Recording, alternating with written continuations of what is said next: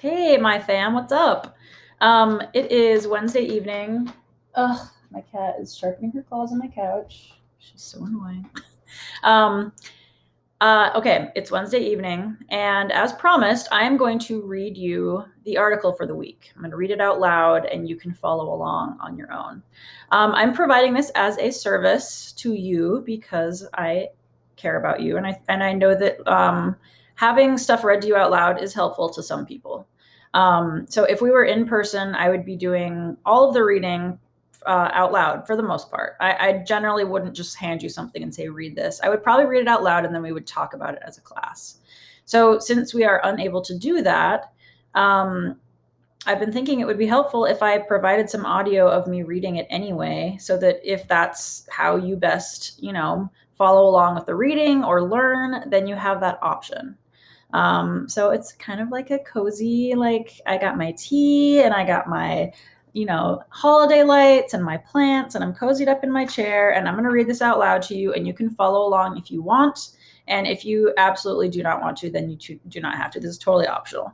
So the article for the week is Revenge of the Geeks.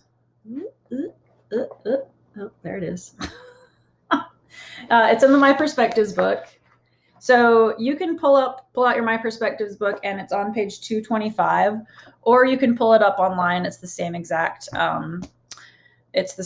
words. So I just turned it into a Google Doc for you. But if this is helpful to you, pause it, find the words so that you can have the article in front of you while you listen to me read it. And I'm going to do this from now on with all of the articles and poems and whatnot that I assign to you throughout the week. Okay. All right.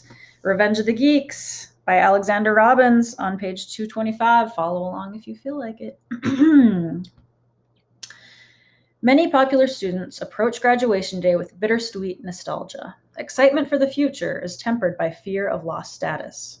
But as cap and gown season nears, let's also stop to consider the outcasts, students for whom finishing high school feels like liberation from a state-imposed sentence.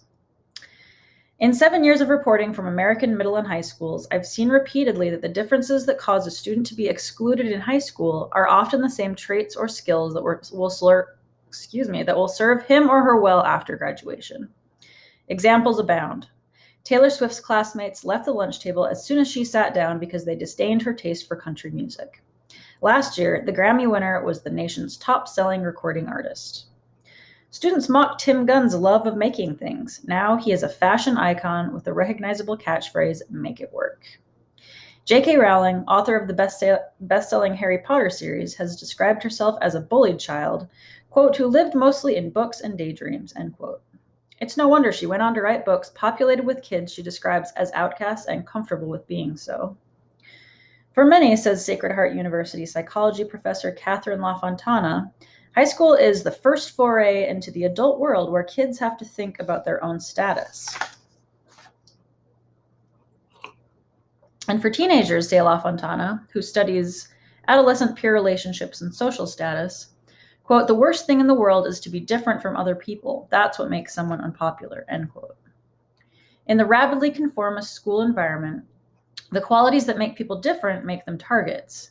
In adulthood, however, the qualities that make people different make them compelling. Some students are vaguely aware of this reality. An 8th grade boy in Indiana told me, quote, I'm always single, so it's tough. Never can get a girl. The smart thing repels girls. I like being smart because I breathe through school. That's the good thing, but the girl thing is killing me.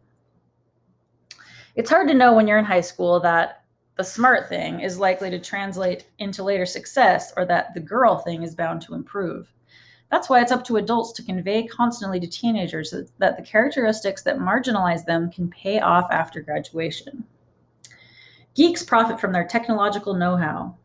Emos benefit from being empathetic and unafraid to display emotion. Skaters, punks, and others who pursue their arts with fervor benefit from the creativity they've honed.